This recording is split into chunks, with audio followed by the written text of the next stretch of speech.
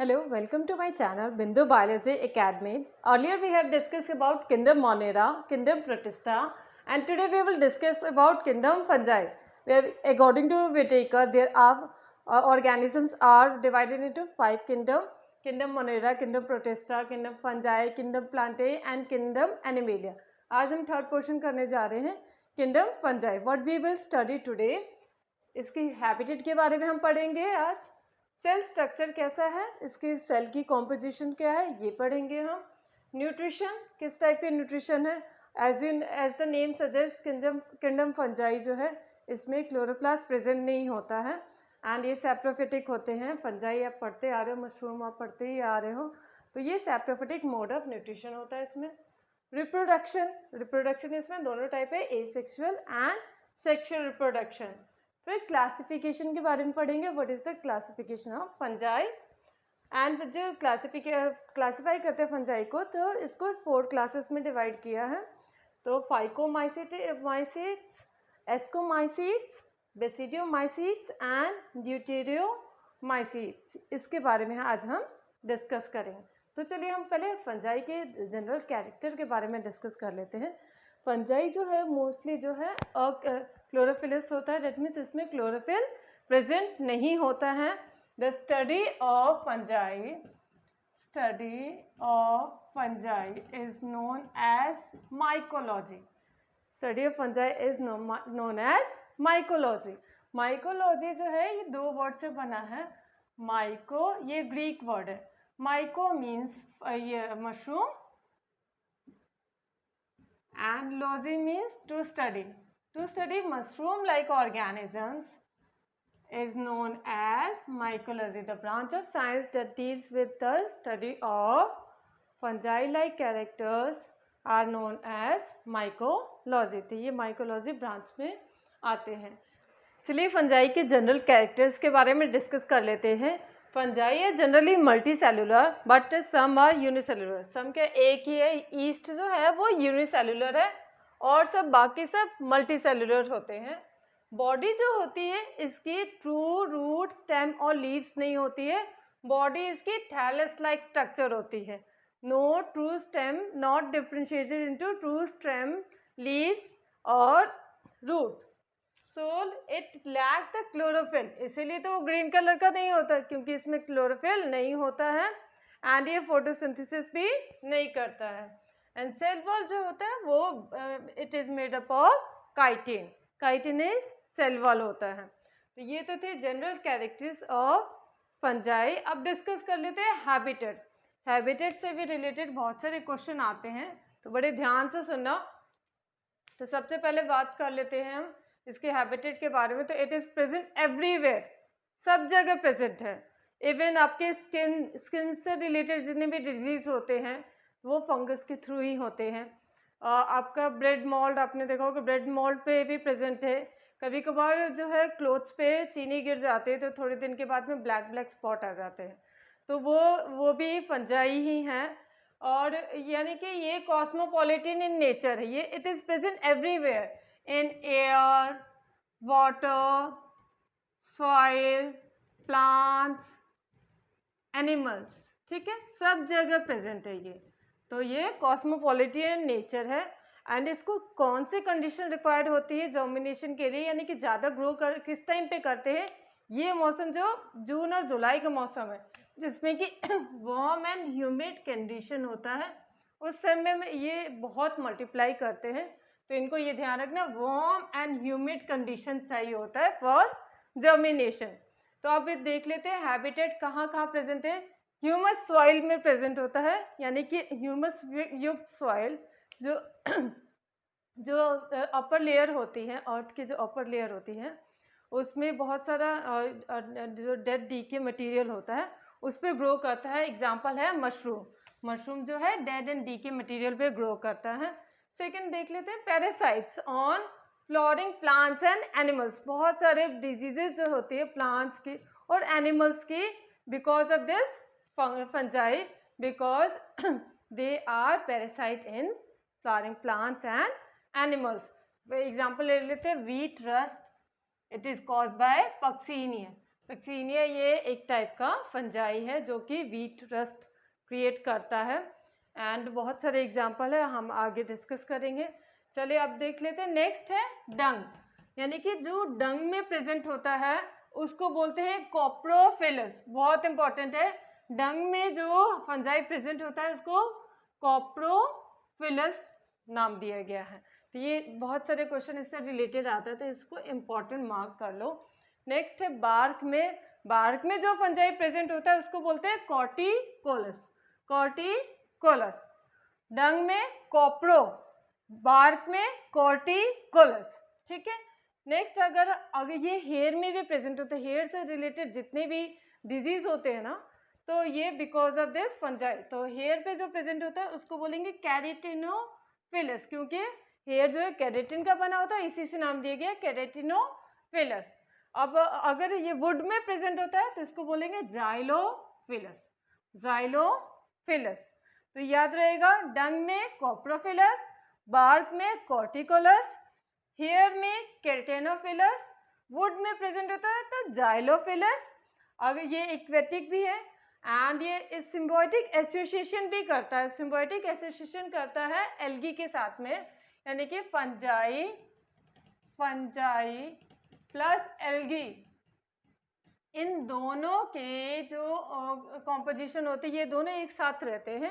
Algae क्या करता है, इसको फूड प्रोवाइड करता है, एल्गी इसको फूड प्रोवाइड करता है, एंड फंजाई क्या करता है, इसको शेल्टर और वाटर प्रोवाइड करता है, वाटर प्रोवाइड करता है एंड मिनरल्स प्रोवाइड करता है, तब ये खाना बनाता है।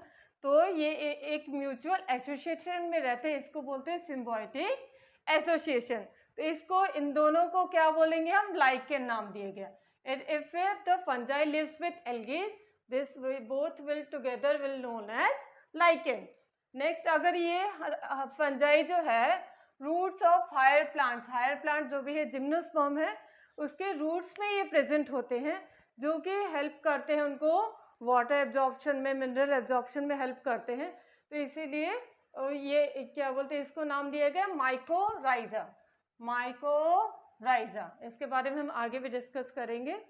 तो ये सिम्बायोटिक एसोसिएशन होती है with algae known as lichen, with root of higher plants is known as mycorrhiza. तो हम कर लेते हैं सबसे पहले स्ट्रक्चर ऑफ फंजाई।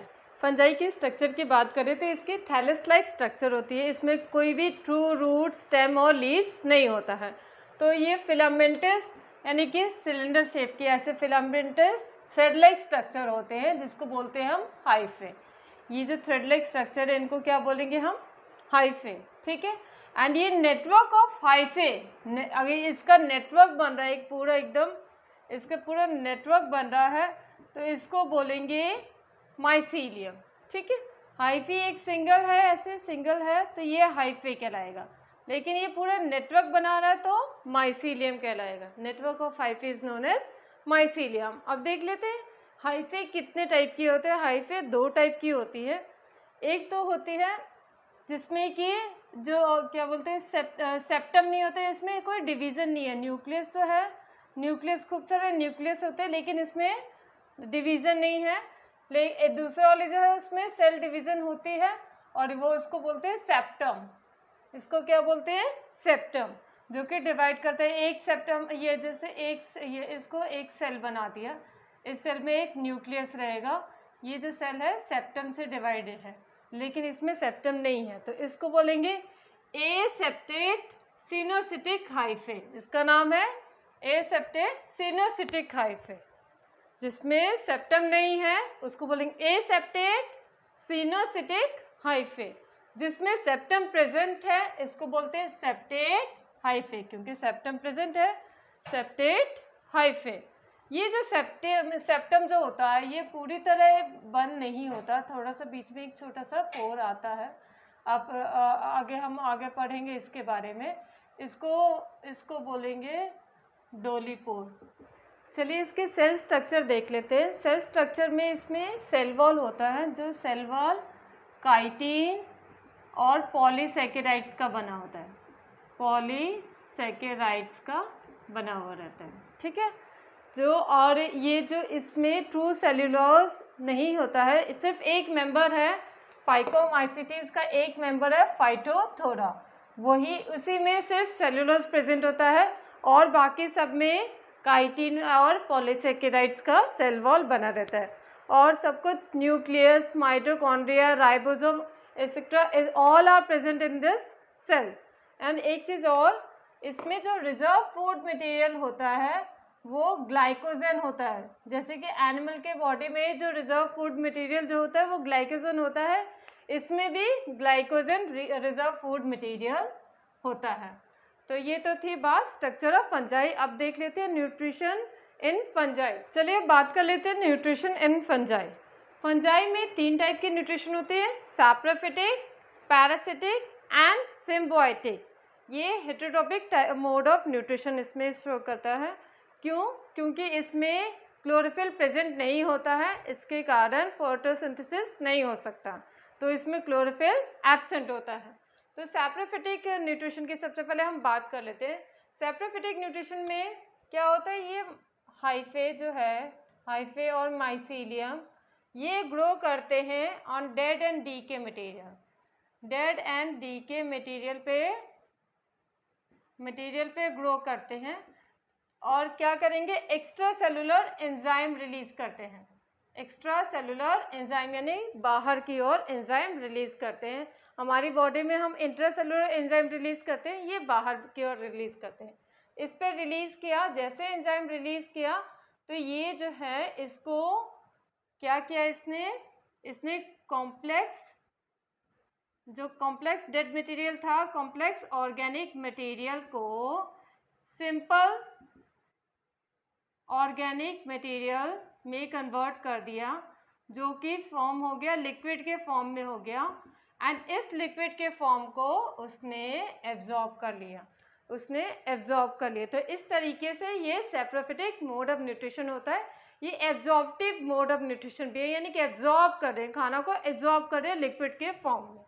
नेक्स्ट है पैरासिटिक मोड ऑफ न्यूट्रिशन। इसमें क्या होता है, ये जो हाइफे यानी कि जो फंजाई के जो हाइफे होते हैं, ये एक ऐसे बल्बस लाइक स्ट्रक्चर फॉर्म करते हैं, जो कोई सेल के अंदर जितना भी वो मटेरियल है उसको सक करेंगे थ्रू दिस हॉस्टोरिया के थ्रू वो सक कर लेते हैं खाना को। इसको हम इंटरसेलुलर हाइफे भी बोलते हैं, इंटरसेलुलर हाइफे। तो ये तो थी पैरासिटिक मोड ऑफ न्यूट्रिशन। ज़्यादातर इस फंजाई जो है पैरासिटिक मोड ऑफ न्यूट्रिशन करते हैं। सिम्बायोटिक मोड ऑफ न्यूट्रिशन में मैंने पहले भी बताया, लाइकेन जो है, it is the symbiotic association of algae and fungi. और एक और बताया मैंने, माइकोराइजा, जो कि ये जो फंजाई जो होते हैं, it lives in the root of higher plant. ये क्या प्रोवाइड करते हैं, इनको वाटर एंड मिनरल्स प्रोवाइड करेंगे। हायर प्लांट्स को वाटर एंड मिनरल प्रोवाइड करते हैं। एंड इन केस ये जो फ्लावरिंग प्लांट है, ये इनको शेल्टर प्रोवाइड करते हैं। इस तरीके से म्यूचुअल अंडरस्टैंडिंग यानी म्यूचुअल रिलेशनशिप में ये लोग रहते हैं। तो चलिए बात कर लेते हैं रिप्रोडक्शन इन फंजाई। फंजाई में 3 टाइप के रिप्रोडक्शन होता है, वेजिटेटिव रिप्रोडक्शन और asexual reproduction and sexual reproduction. Vegetative reproduction में 3 टाइप के हैं, फिजन, बर्डिंग एंड फ्रेगमेंटेशन।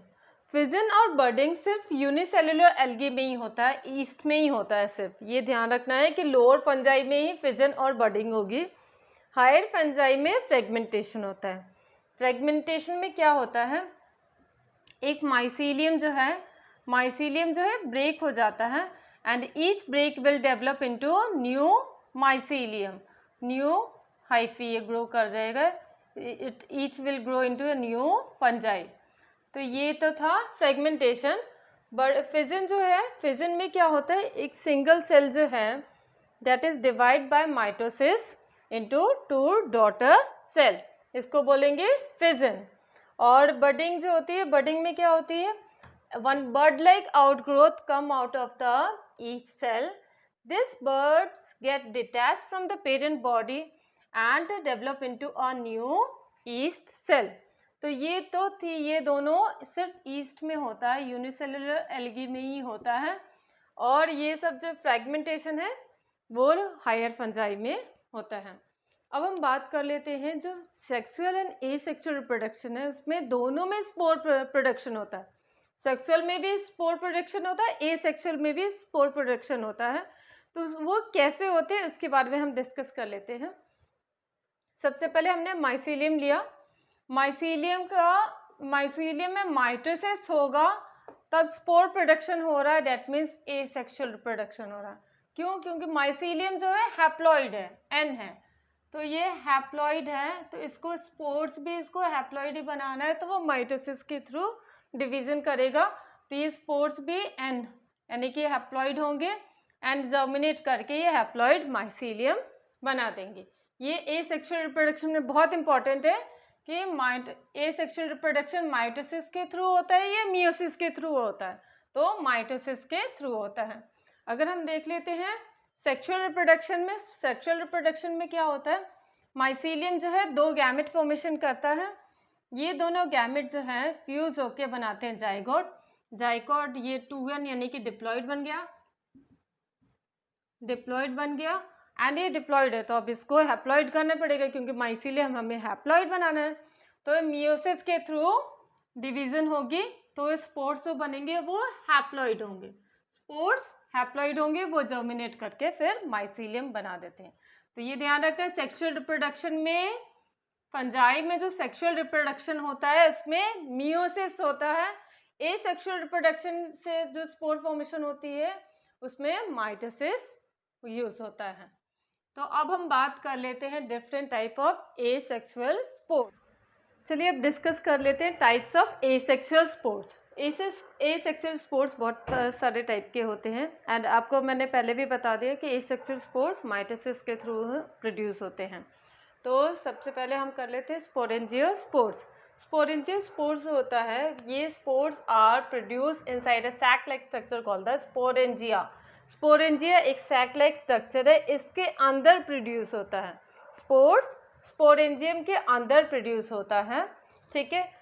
एंड अगर ये नॉन मोटाइल है, ये स्पोर्स नॉन मोटाइल है, तो इसको बोलते हैं एप्लेनोस्पोर्स। बहुत इंपॉर्टेंट है, अगर नॉन मोटाइल है तो एप्लेनोस्पोर्स बोलते हैं, मोटाइल है तो इसको बोलते हैं जूस्पोर्स। मोटाइल स्पोर्स को बोलते हैं जूस्पोर्स, जो कि जूस्पोरेंजियम में डेवलप होता है, ठीक है। एक चीज़ और, ये एंडोजिनस है। एंडोजिनस यानी कि स्पोरेंजियम के अंदर प्रोड्यूस हो रहे हैं, ये बाहर नहीं प्रोड्यूस हो रहे हैं। एंडोजिनस अंदर स्पोरेंजियम के अंदर प्रोड्यूस हो रहे हैं। एक्सोजिनस वो होते हैं जो स्पोरेंजियम के बाहर प्रोड्यूस होते हैं, ठीक है। तो ये एंडोजिनस है, बहुत इंपॉर्टेंट है। तो स्पोर्स अगर नॉन मोटाइल है तो एप्लेनोस्पोर्स, मोटाइल है तो जूस्पोर्स, ठीक है। अब हम नेक्स्ट कर लेते हैं क्लेमाइडोस्पोर्स। क्लेमाइडोस्पोर्स जो होते हैं ये मोस्टली अनफेवरेबल कंडीशन में डेवलप होते हैं। अनफेवरेबल कंडीशन यानी कि जब इसको मॉइस्ट टेम्परेचर नहीं मिल पाता है या फिर गर्मियों का मौसम में नहीं मिल पाता, तब ये क्या करते हैं, एक thick wall like structure develop कर देते हैं और इसके अंदर स्पोर अपने प्रोड्यूस करते जाते हैं। एंड जब फेवरेबल कंडीशन आएगा तब ये जर्मिनेट कर जाते हैं। तो इसमें क्या होता है, ये thick wall resting sales produce करते हैं, थिक वॉल रेस्टिंग सेल्स, और इसके अंदर जो है स्पोर्स जो प्रोड्यूस होते हैं उसको बोलेंगे क्लेमाइडोस्पोर्स। उसको क्या बोलेंगे, क्लेमाइडोस्पोर्स।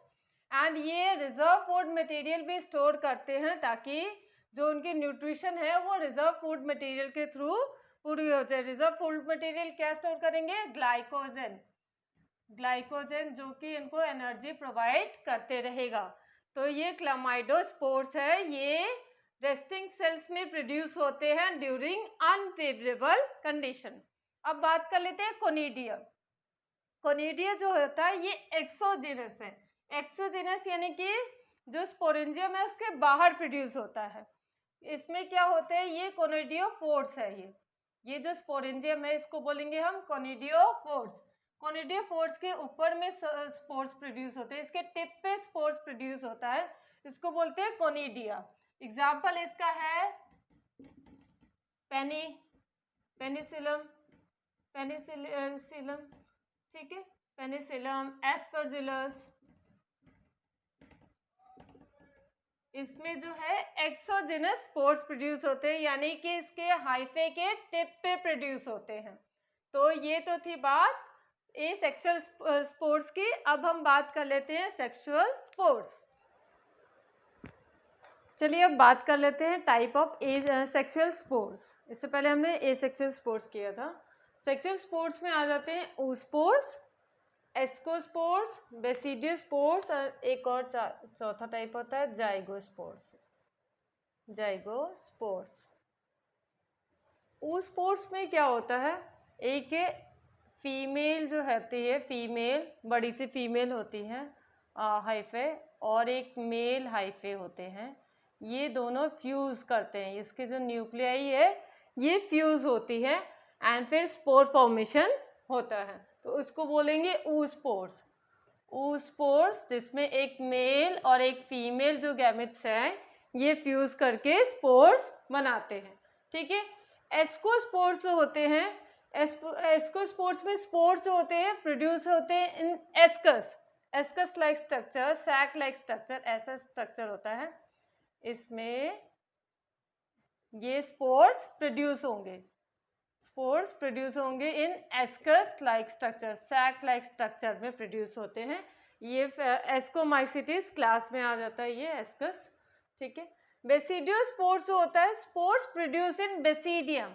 बेसिडियम इस तरीके का कुछ स्ट्रक्चर होता है, इसके ऊपर में स्पोर प्रोड्यूस होते हैं, इसको बोलेंगे बेसिडियम। क्लब शेप का होता है, क्लब शेप्ड होता है ऐसे बड़ा सा, ठीक है। तो बेसिडियम बोलते हैं इसको। बेसिडियम जो होता है बेसिडियोमाइसिटीज में आ जाता है, बेसिडियोमाइसिटीज क्लास में आता है।